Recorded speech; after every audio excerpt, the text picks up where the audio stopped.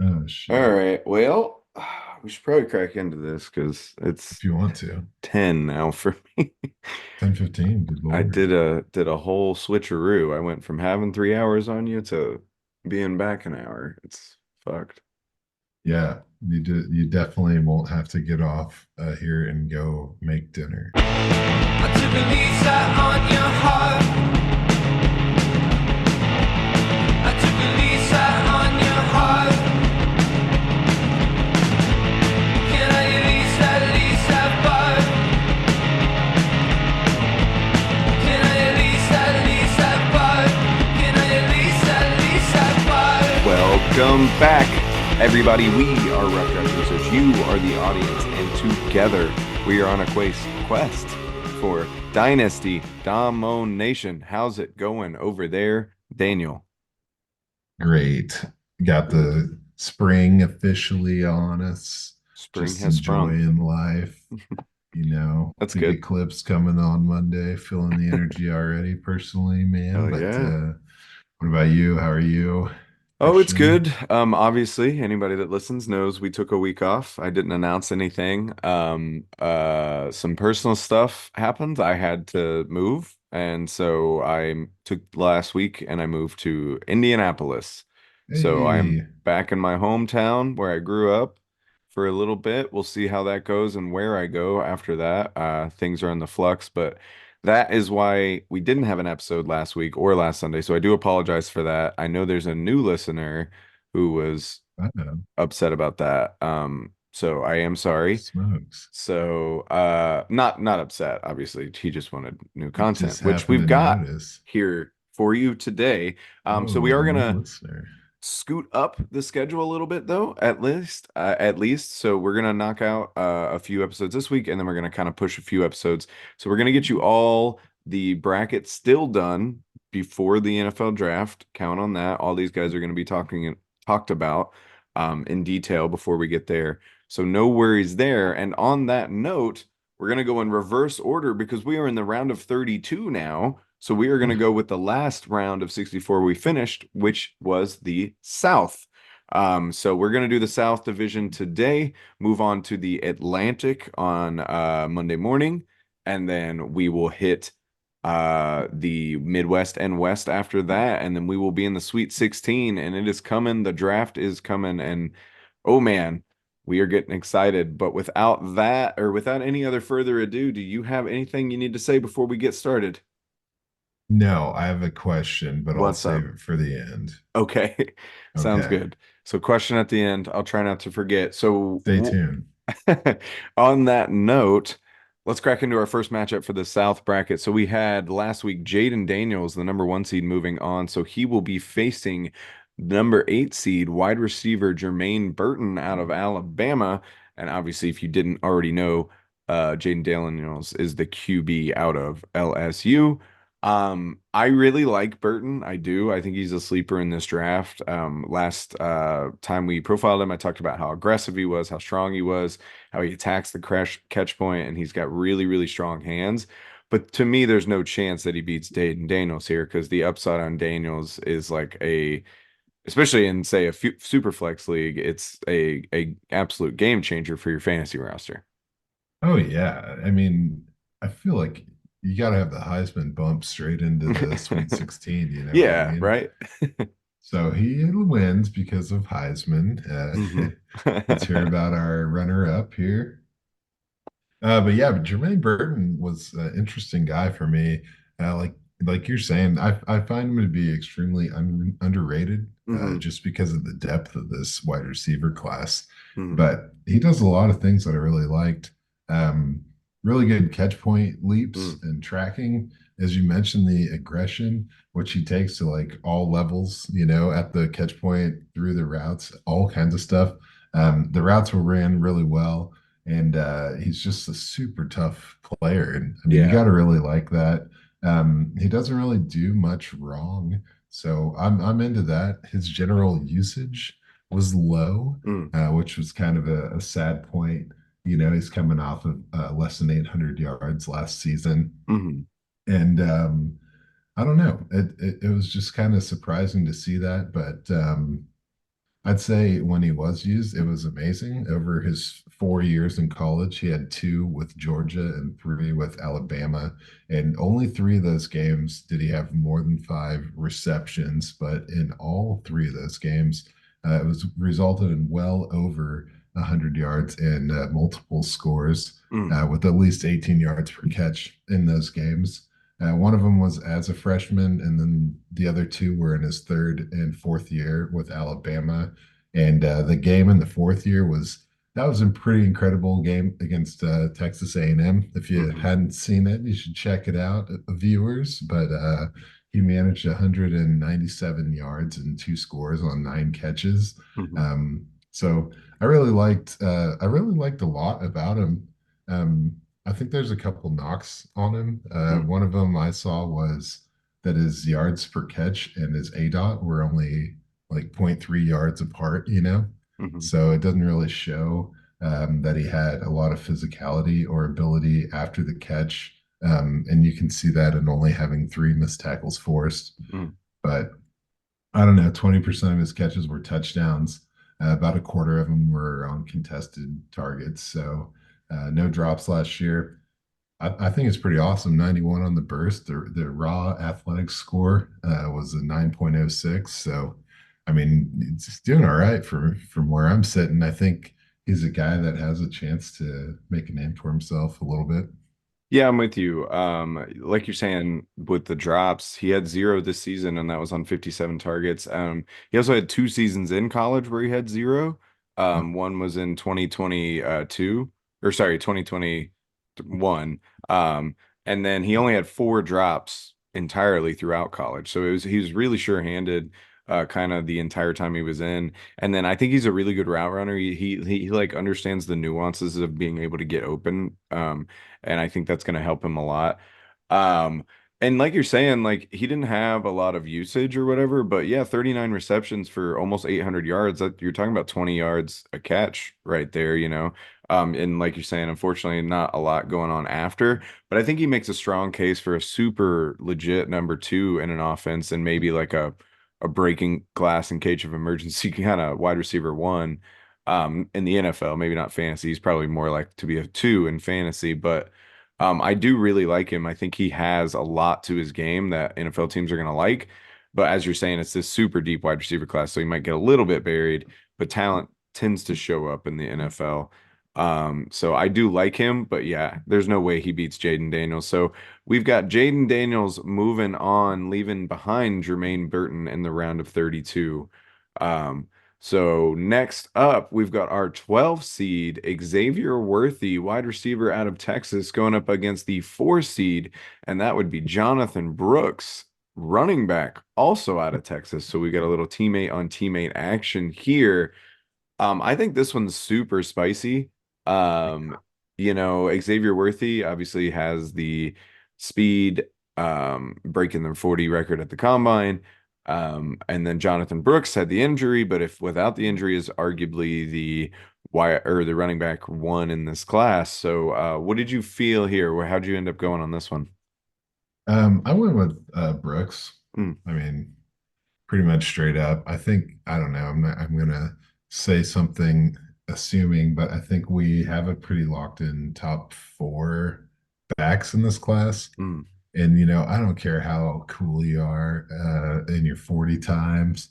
This is still fantasy, man, mhm, and running backs are still where the gold is at. I mean, an established wide receiver can get you, where you need to be at postseason fantasy championships, but you're not going to get there without a running back. And mm. people are always more running back needy than they are wide receiver needy. So just for the positional discrepancies skewing towards running backs. I think you got to give him that. And like you're saying, if he hadn't got injured, I mean, would have been a gimme, right? So Yeah, I think so, and that's where I went to.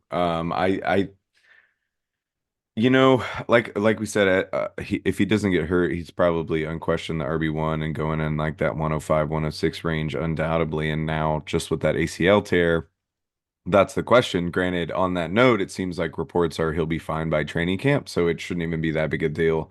And Brooks just has that kind of like Nick Chubb ability where he just makes running look super easy, where everything he does is fluid, everything he does is just kind of smooth, kind of motions, none of this like, and it's not necessarily bad or a knock on these kids, but some people are very like jittery and sudden when they move, and it doesn't feel like that with Brooks. It just feels very easy, and the vision and the elusiveness are super there. 63 missed tackles force. That's good for seventh on the tournament, which he adds another 13 in the receiving game, which is good for third for running backs, it through in the receiving game. And so yeah, I like Brooks a lot. I have my own guy at the RB1 spot, and we'll go get to him in a bit. But he's right there, and I'm with you. The four guys that we have, and maybe I'm off on this, but it sounds like Wright, Benson, Brooks, and Lloyd are probably those four guys. And I think those four guys are like the guys that can be RB1s in this class. And Brooks is right there. Whereas Worthy, he's cool. It's fast. I do think he has a lot more get to his game than just being fast. And he says he models his game off Deshaun Jackson, which is cool and exciting and fun. But his size makes it easy for him to get outplayed physically. And even that being said, he models his game off Deshaun Jackson, and Deshaun Jackson's best fantasy season ever was the wide receiver 12 in Oh 2013. man, And then no. 3 years of his 13 NFL seasons, he was above a top 25 wide receiver 3 times. So it's like, yeah, okay, cool. That's awesome, and it's going to be really exciting, and people are going to love him because he's going to make crazy plays for this team. But I don't think he's going to be consistent enough in fantasy, at least, especially not to beat potential RB1 here. Yeah, yeah, I'm with you, man. I mean, there's a lot to like. I think I've definitely said that, AD Mitchell, Mm, if I was drafting as an NFL team, I'd probably just go that direction. mm, They actually faced up in the round of 64, and hmm just by pure consistency, Xavier Worthy won that matchup. And I mean, it is the truth, 3 out of 3 years, he was the receiving leader for the Longhorns, and he had 12 touchdowns as a freshman. So hmm you got to be in on a player that hits the ground running like that. Um, I like his kind of inside out kind of style and change of direction. And I know he's got the speed, but the thing that I really liked was his ability to stop and then resume full speed in a flash. And it really hmm made him dangerous after the catch. And he had a really slippery nature as a runner. Um, it was, geez, I don't know what's happening to me. He had 7.6 yards after the catch per, and over half of his total yards came after the catch. So I like, I like everything he does with the ball in his hands. I've said that he definitely plays larger than he actually is. At 165 is, hmm that's frightening to imagine someone on an NFL football field only weighing 165 pounds getting tackled, but hmm that's what happens. But one thing I think he could stay healthy just by purely having that consistent separation the speed gives him. Um, and yeah, I thought it was kind of tough to watch his film because of the difficult. I don't know. It was hard for me to watch the kind of poor passing. I thought Texas had mm some iffy passes where I think he can improve on his ball tracking. But at the same time, he had a really nice catch against Alabama. It was like a 44-yard touchdown where he broke free and then skillfully placed himself like right under the ball to hmm have a nice catch and run. So I don't know, man. He's good with me. The versatile usage was nice, and then I liked he had a 60-40 wide to slot ratio. So he's got some skills, and we'll see what happens. But I think that if you'd asked me before the 40 time, um, I would have said he's got potential, but I'm not as tricked by a single metric mm as I once used to be, used to get pretty pumped about things like that. But Yeah. at this point I'm like, damn, health is a real thing. So I don't know. I like Brooks a ton. Yeah. No, I'm with happen. you. I'm with you there. So we've got RB1, sorry, not RB1, the 4 seed, Jonathon Brooks, moving on and leaving the 12 seed, Xavier Worthy, behind Texas on Texas violence. So moving on, another Texas guy. We've Not got the done with them. 6 seed, Jatavion Sanders, our lone tight end left in the South bracket, going up against the 3 seed, Brian Thomas Jr., wide receiver out of LSU. Um, I went with Brian Thomas Jr. here on the upside because I think he has this upside that is tremendously valuable, but he could also be MVS. But Like the big, tall, fast guy that ends up not working out, other than like some big plays here and there, and maybe not as consistent. But the upside to me crushes Jatavion Sanders, who at his pro day, I think, kind of set himself back a little bit, oh, by not really becoming that like athletic freak that we thought he was. I mean, he came in a little small at 245, but that wasn't crazy. But he disappointed with only a 30-inch vert, which is oof. 27 percentile for tight ends, which is not good. And then he had a 9 foot broad jump, which is only 52 percentile. So that affects the burst score and obviously that leaping ability. And so he's just like not quite the athlete at tight end that we hope for. And then he's only 6'4", so he doesn't even have that crazy height advantage. And so like all these things for me took an interesting tight end receiving prospect and made him not somebody I'm as interested in. I'll be still kind of tracking where he goes because he is a good receiver in the tight end room. I just don't know that he has enough to separate himself in the NFL. Oh, for sure not. Yeah. I think the biggest knock is I mean, it's in addition to, size and athleticism being kind of a letdown. The blocking was not Mm, really great for him either. Um, so I don't know. He was an interesting guy. I think he has better potential to be. If he was a little faster, he could almost be like a wide receiver, man, because mm-hmm, he was like uncharacteristically smooth for a mm-hmm, tight end. Great job like catching the ball in stride. You see a lot of tight ends, stop or like, they have crossing routes, but he did really good, headed downfield, catching the ball in stride and moving upfield really well. And he had a good combination of like deeper intermediate catches mm-hmm. with his run, catch and run style. So I don't know. He's got some good skills to be a pass catcher, but he's not going to be on the field that often. He's going to have to specialize in being just a pass catcher, if you ask me. He also had a great game against Alabama where he had 3 really nice deep catches. Mm-hmm. But then he also had like several short passes where he tore up a bunch of open field, making guys miss left and right. Um, but I don't know. It was kind of a weird deal because I went back and looked at the stats and he had no missed tackles force credited to that Mm-hmm. game and only 4 for the entire year. Um, so I don't know. The yards after the catch were 7.7, which speaks as pretty solid. So Mm-hmm. yeah, he to me, he's like I can't take him seriously as a tight end just because he seemed more like a pass catcher, almost like a maybe like an Isaiah Likely type Mm-hmm. um, guy, but who knows?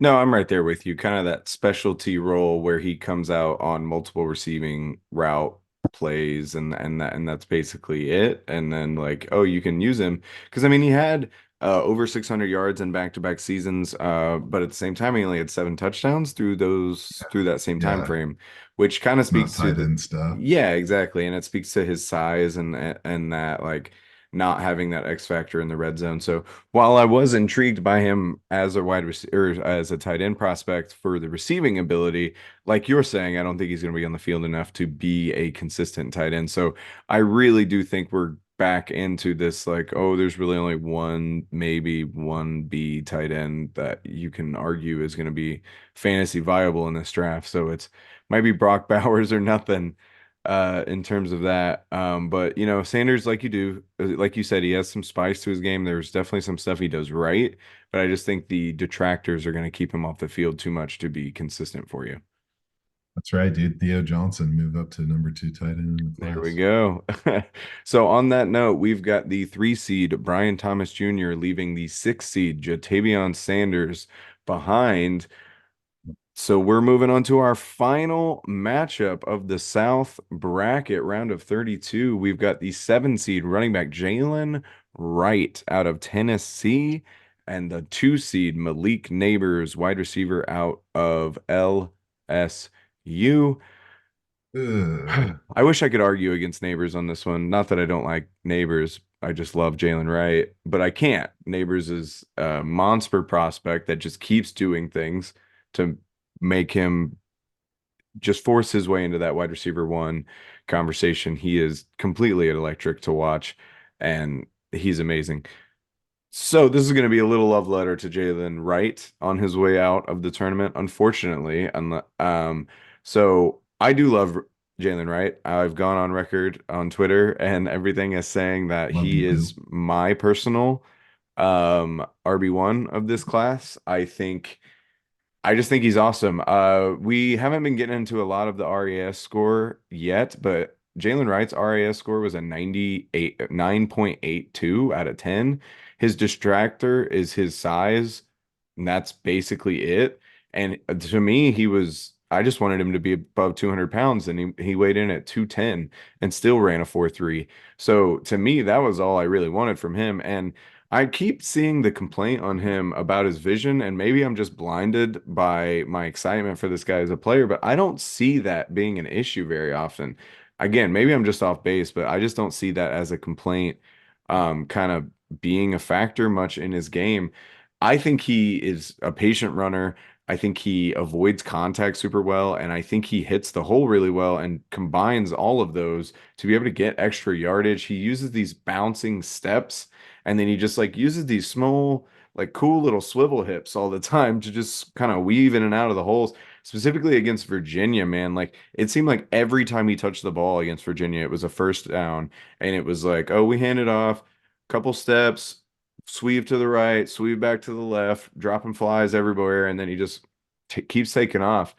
Um, the acceleration, the burst, the top end speed are all fantastic. And I think that combination is super, super deadly. And his patience makes those traits super effective. I mean, he had 7.4 yards per carry this season, which leads all running backs in the entire tournament. And he had the 4th fewest attempts. He was also 2nd in yards per contact yards after contact per attempt at 4.35 for guys in the tournament. And so while he may lack power because he's not one of the bigger guys in this or in this tournament, he does seem to always find a way to fight through and get those extra yardage. And 43 missed forced tackles, which is about middle of the pack for the tournament. But again, he was bottom of the barrel with the 4th fewest attempts of anybody in the entire tournament, and he still was managing to get middle of the road in missed tackles force. So I don't know. Even in the receiving game, maybe he's not a game-changing receiver by any means, but he's respectable and he's not going to kill you, and he can be effective if you want to use him there. So to me, I don't know, man. Like I think this guy has a really, really high ceiling in the NFL. I think he has the explosive home run ability to be used a lot in an offense. He doesn't beat Neighbors, obviously, but I like Jaylen Wright a lot, man. Oh, and there's so many reasons too. I mean, yeah, I haven't beating Neighbors. No, I'm just joking. I feel Oh like, yeah, we shit. should have queued sad music. And maybe this is an entire episode in itself, Yeah. Jaylen Wright files. But I mean, I've got this is probably my longest write up, and you've nailed several of the points, but one that you did not highlight is that yes, he's 4th in the tournament, like 4th lowest in his attempts, which is right there with Isaac Garindo, which so take that into consideration. But he has the 4th most breakaway runs Mm. out of, how are you going to have the fewest runs, But the the most most breakaways? breakaways. Yeah. And then as a receiver, he was in the top 5 in his yards per out run with the 1.32. So that's pretty incredible.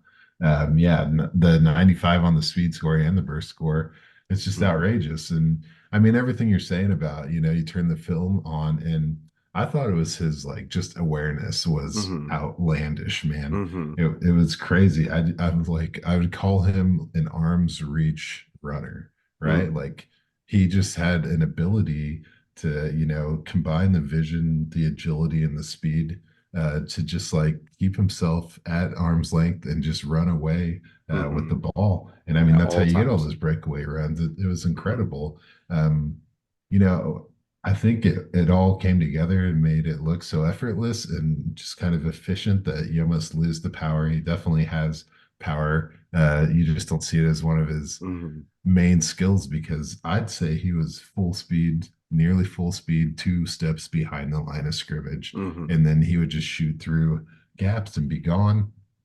Um, I know the first time we talked about him, you're like, why isn't he on everyone's radar, And I gotta say, it's definitely gonna be only 4 touchdowns, right? Yeah. Like that's Yeah. kind of a weak number for this past year.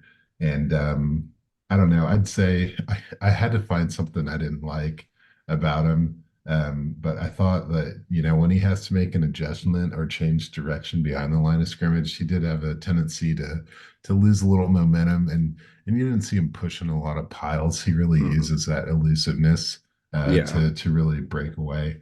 But yeah, getting down to the touchdown numbers, he only had 4 this year. He had 18 total over his 3 years. And in 2023, you got to really give him some credit for his goal line work because his shortest touchdown in 2023 was 42 yards.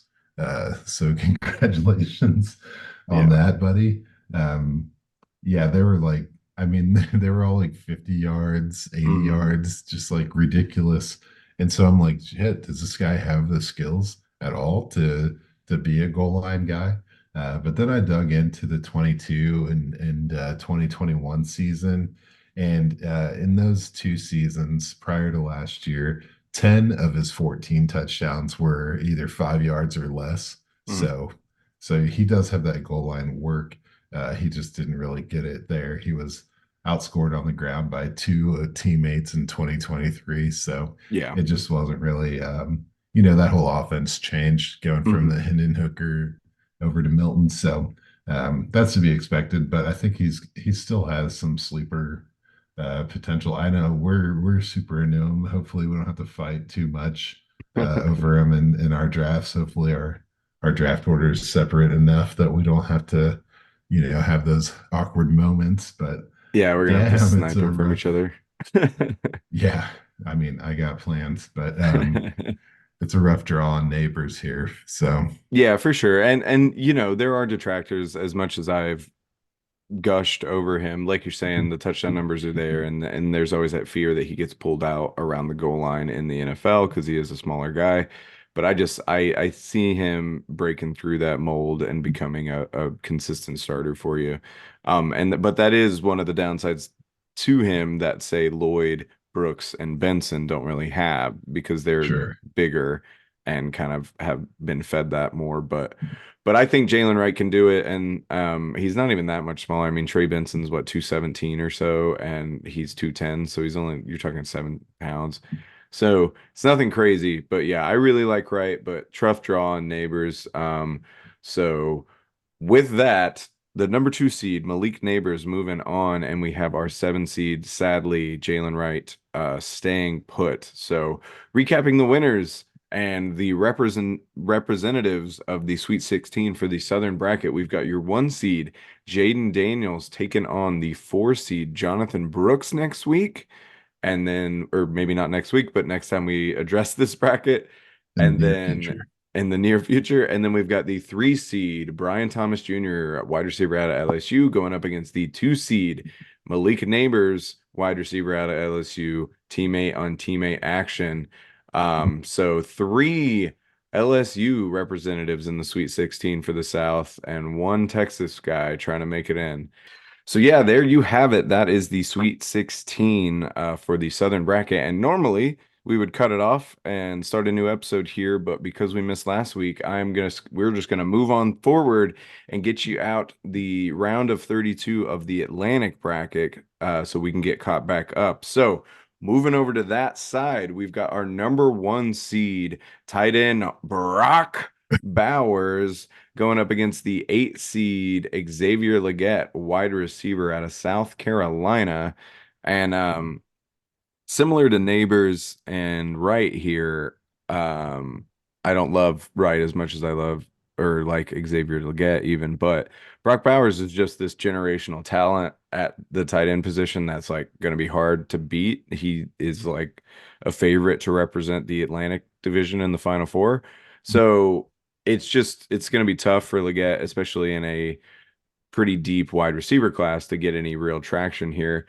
But I do think Legette has spicy potential. There's a few of these like more rougher wide receiver prospects, Mitchell, Legette, um, and Brian Thomas Jr., Coleman, Keon Coleman, a few of these like athletic guys that we're looking Can at. they, will they? Can they, will they? And I do like Legette, man. He has an RAS of 9.9. He's in the 90th percentile for weight, bench press 40, and he's in the 87th percentile for vert and the 89th percentile for burst. So he really does live up to this athletic profile that he got attached to.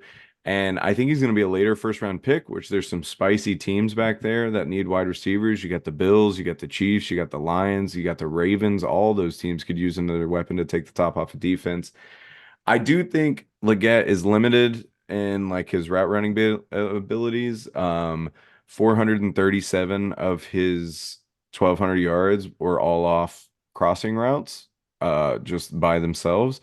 But he did have a yards per route run over 3 yards this season, which is something that I really, really look for in wide receivers these days. And the problem is his first season. This was his first season with more than 18 catches, 187 yards, and 3 touchdowns, and 1.15 yards per route run. So he's only really done it once, and you're like, oh, well, maybe he transferred and new coaching staff figured him out or whatever. Nope, all 5 years, South Carolina. So that's a bit alarming to me that all of a sudden either the coaching staff just didn't know what they have, or it took him 5 years to get to a point where they could use him, and he's still fairly raw. And I think the landing spot is huge here, but I do think Legette has pretty massive upside. You forget it's a Spencer Rattler bump, dude. He just needed someone to rattle him loose. That's fair. Get the rattlesnake. Man, yeah, I mean, he hit it all. 5 long years with the Gamecocks, man. This dude's 23. And yes, just to sum it up, yes, in 2022, Xavier Legette had more kick return yards than he had in his first 4 seasons of receiving. So that's pretty good return years, over 400 yards. But yeah, you'd expect to average at least 420 or 125 yards for your first 4 years. It doesn't matter. But yeah, I did hit the 1,250 number. Yeah, I mean, you kind of nailed it, man. Like, the guy is a mystery. He really, I don't know, it was like fun to watch. He kind of looked like a natural out there, just breaking away runs, and breaking tackles. And I don't know, the way he just caught the ball and just like made one guy miss, and then was just in the end zone. It was pretty incredible. I know I mentioned that Mississippi State game. That one, if you just want to see like his highlight reel, but as a game film, it's 5 catches, 189 yards, and 2 scores.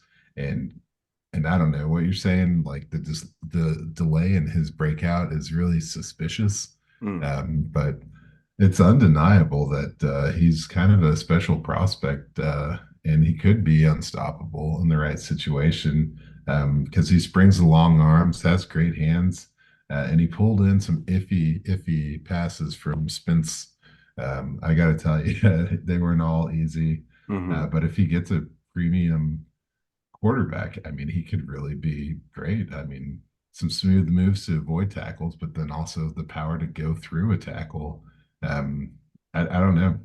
I think there's enough red flags, but enough, like, it was undeniable in that last year how and how massive of a juggernaut he could be. So Yeah. let's see what happens. Yeah, if a team grabs him and knows how to use him correctly, it'll be really, really exciting because he has a lot of traits that you can really see working well in the NFL. The explosiveness, the burst, and just the speed and the size combination is really there. But not enough to beat Brock Bowers. So we got Not Brock today. Bowers moving on and Xavier Legette staying home. So moving on, we've got the 12 seed Malik Washington, wide receiver out of Virginia, going up against the 4 seed Keon Coleman, wide receiver out of Florida State. This one was a tough one for me. I went into this thinking I will not allow Keon Coleman to crush another one of my wide receiver crushes. We love you, Javon Baker, future Buffalo Bill. You're gonna be awesome. But Awesome. But man, I don't know. This one got tougher for me than I thought it was gonna get, to be honest. What did you have here? Not tough for you at all? No. Okay. Malik Washington Okay. advances. Okay. Cool. Well, so I'll get into kind of Wait like a second. where it got tough. It What? was I Wait, still picked what? Washington. Okay, all right. No, This guy.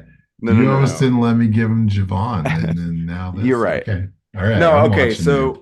So basically what happened is I went back and all right, so everybody's in on Keon Coleman and I'm out. So okay, either I am seeing something that nobody else can see or I'm not seeing that something that everyone else can see.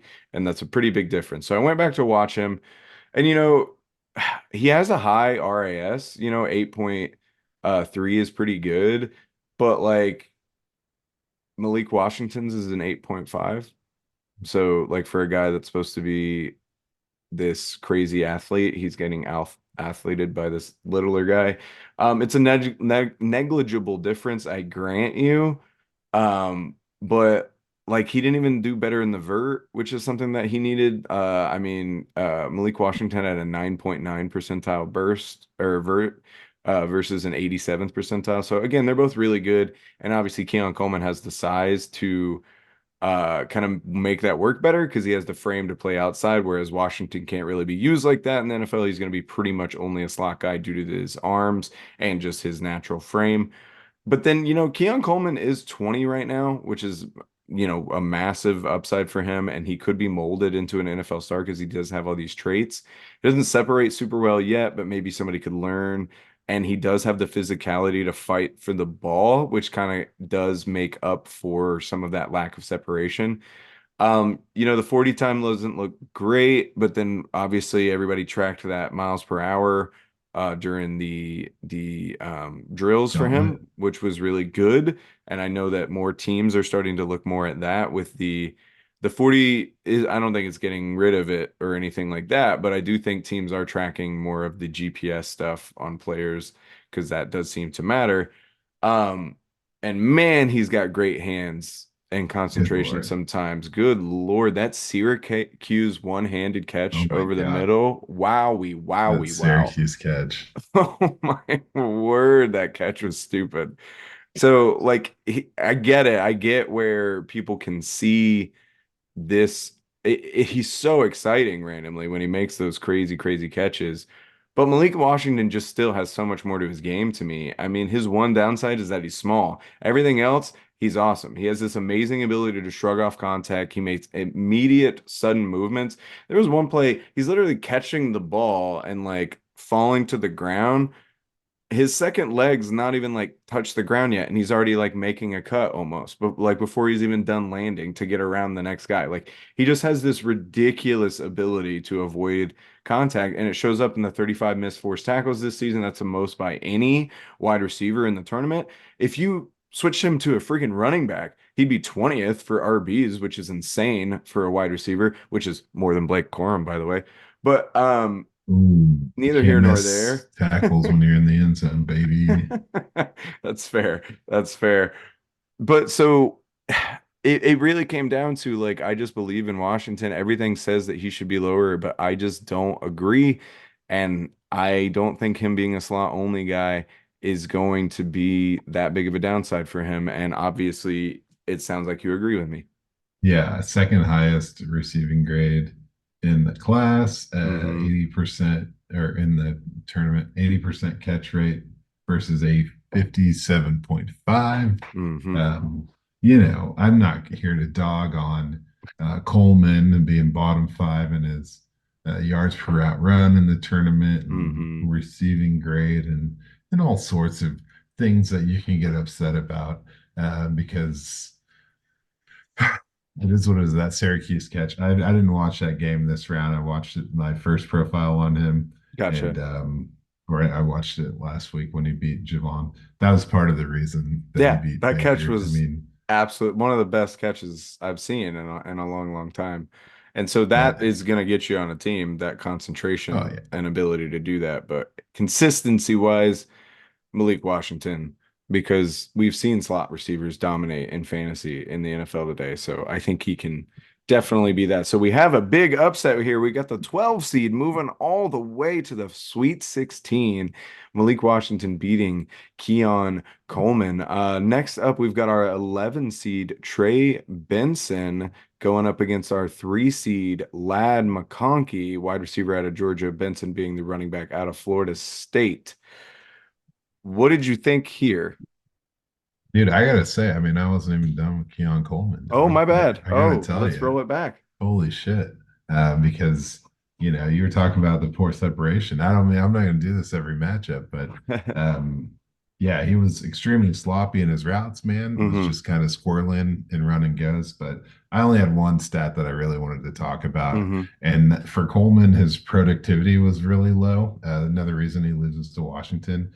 But he had 10 games in college where he had 5 or more catches, and in those 10 games he scored 14 total touchdowns. So I mean, he's a red zone monster. Gotta give it to him on that, man. Oh yeah, big time.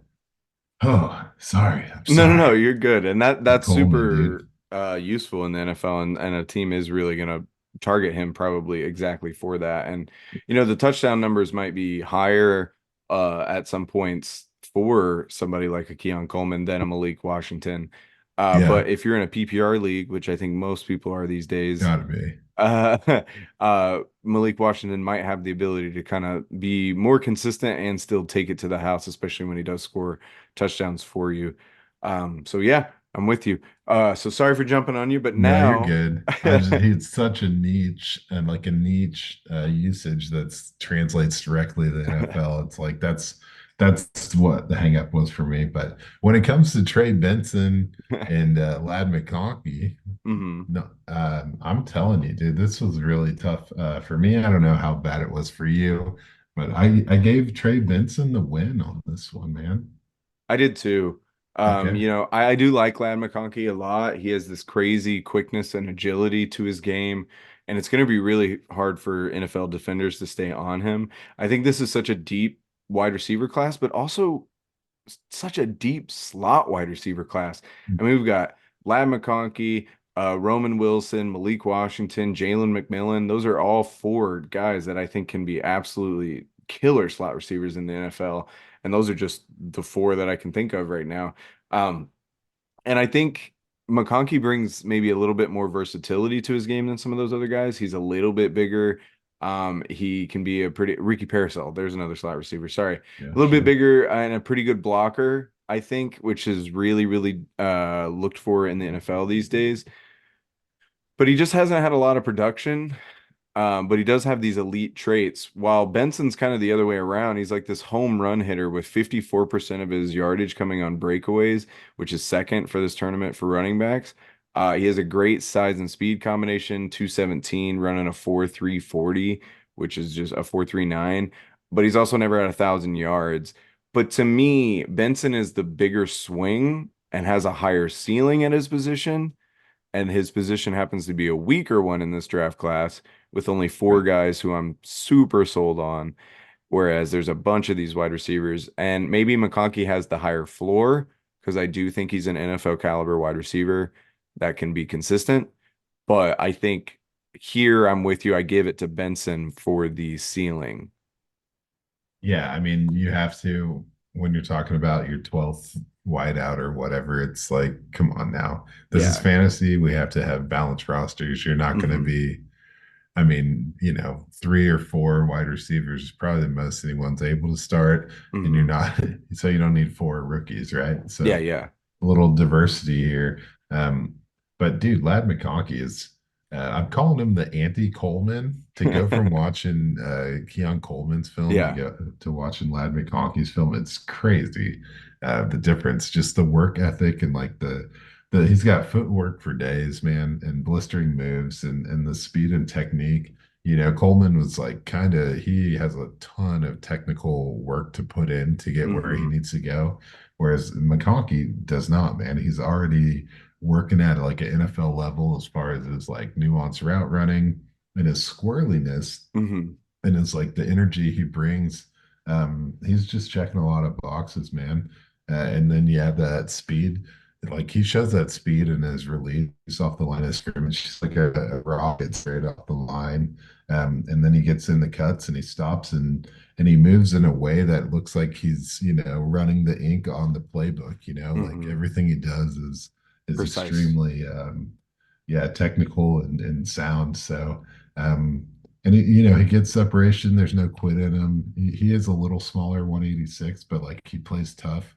He doesn't flinch to contact. Hmm. Um, yeah, I don't know, man. If you really want to have a fun time watching some Ladd McConkey, watch his highlights from the 2022 slaughtering of TCU in the national championship game. Like, it was kind of unfair to, when you're up like 45-6 or whatever. Hmm. But he was putting down some film that day. So I don't know.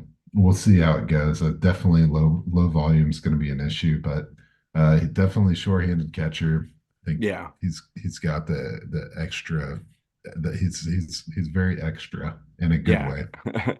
No, yeah, yeah, yeah. And a lot of teams are going to need that valuable kind of possession receiver to get open and be there for the quarterback, and he's going to be able to do that. And he does have a little bit more to his game. Uh, but yeah, he kind of gets slotted in this second or third group of receivers, which is unfortunate for him. Whereas Benson, there's a lot of people, and I can't disagree with them necessarily that have Benson as their RB1 of the class. I think again, I think it's more of a three-guy race. I think Lloyd kind of fits in as usually people's 3 or 4, whereas Benson, Brooks, and Wright kind of fight for that top 3 spot, which I think is fair. So just based on that, for sure. But Ladd McConkey, if he gets with a elite quarterback or even a great quarterback or good to great quarterback, he could be one of those just consistent PPR nightmares, like a Deontay Johnson for those couple years. We haven't seen him back to that, or like like a Julian Edelman or somebody like that, where it's maybe not all these crazy yards and touchdowns, but this just absolute consistent ability to catch the ball, be open, because he can just separate from anybody. And he's a matchup nightmare, even against smaller corners, because he can use that agility to get open. But sadly for Ladd McConkey, the 3 seed going home, we got the 11 seed, Trey Benson with the upset, maybe the Ooh, positional upset there. So a lot we've of got upsets. one more matchup left for you guys tonight and the Atlantic bracket. And that's going to be our 10 seed, Will Shipley, running back out of Clemson, going up against the 2 seed, Drake Maye, quarterback out of North Carolina. I think this one's pretty easy. Will Shipley is likely a 4th or 5th round pick, and Drake Maye is likely a top 5 overall pick. And that's, I don't know, positional value of quarterback aside, even for the NFL, that should be your answer right there. Shipley's solid. I like him. He's really good at everything he does. I think teams and fans are actually going to love him as a like rotational piece to their offense because he's always going to make the right plays. He's going to make smart plays. He's going to make heady, like really gritty plays as well that like fans are really going to appreciate him for. And he has the versatility to play as a runner and a receiver. And on paper, it doesn't seem like he has that next level athleticism to take him to this elite status, or at least that's what you think you see on film. However, he does have an RAS score of 9.5, which is pretty good for him. I was surprised by that. I mean, if he falls to like a dump off king quarterback in a weaker all RB room, I'm going to be all over him for his first couple of years. But the trouble is I think that might be like his best case scenario. So even at that, that's like an RB 15 to 20, and that would be like absolute his best season to me. And so I do think if you can grab him and he's in the right style of offense, he might be able to do that for you, and he might be kind of an effective piece to have on your roster. But it sucks because Will Shipley is near the bottom on a lot of stats that we highlight on this podcast, including breakaway percentage, missed tackles forced, fumbles, pass blocking grade, yards after contact per attempt. He's in the bottom 5 of all of those stats. So that's like where maybe he has the athleticism, but there's still just not that extra bit to his game that makes him this crazy value at running back. Whereas Drake Maye has the upside of a top 5 overall pick at quarterback, especially in a superflex league. Being consistent is important, but Shipley just to me can't compete with Drake Maye's top 15 potential at the quarterback position. Yeah, not even a little bit. I mean, I don't know. I was kind of excited to watch, right? This is one of those guys that like blew up as a rookie or a freshman. These, college rookies, freshmen. And I was like, fuck, I want to like this guy. But like everything I watched, he's just a serviceable running back. There's no X factor. I thought he had like great patience and follows his blocks really well.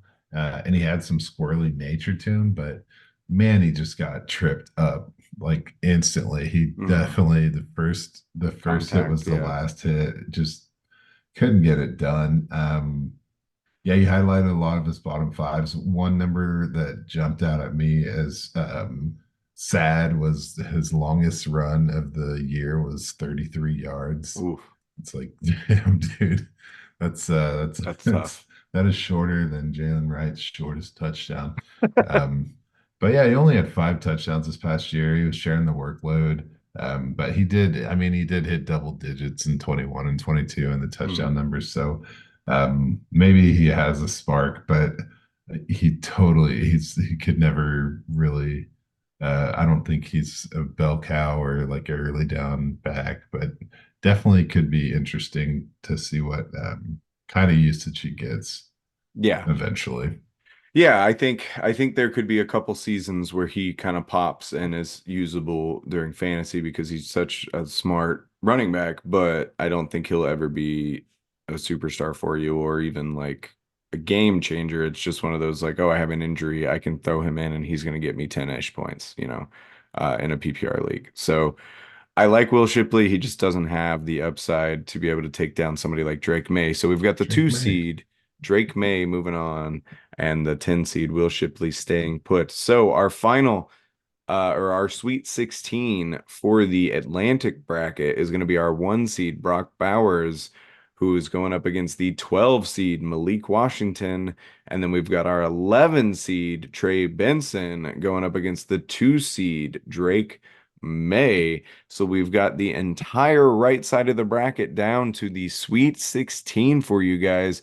We are eliminating these players left, right, and center, but it is going to get fun. So do you have any thoughts before we get out of here, Daniel? Just a question for you. Oh, yeah. What is it? Personal question. I gotta know.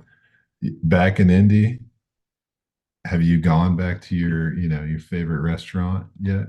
Have you made the trip to that spot? I have not yet. I got in town You Wednesday. know the place though? You ready to go?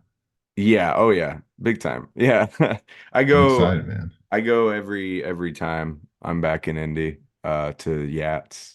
It's a little New Orleans style restaurant, and I just think it's delicious. It's not even like traditional New Orleans food, but I've had it ever since I was in high school.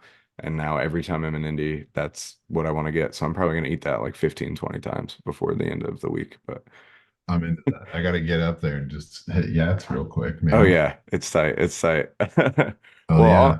On that note, please join us coming up next week sometime. We're kind of working on the schedule now. My move kind of fucked everything up and Nah, moved it around. So we got to refigure some it's stuff out. But unconventional, but it's going to happen. exactly. We'll get it done. We will be back for you. And so we're gonna put this one out.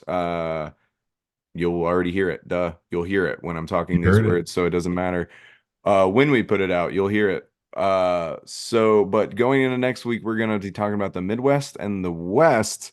So if you haven't already, download our bracket, hit us up on social media if you want a copy, and I can get you a copy, fill it out, and see where we go from then. But until next time, we've been Rough Draft Research, you've been the audience, and we'll see you next time. Later. I took a lease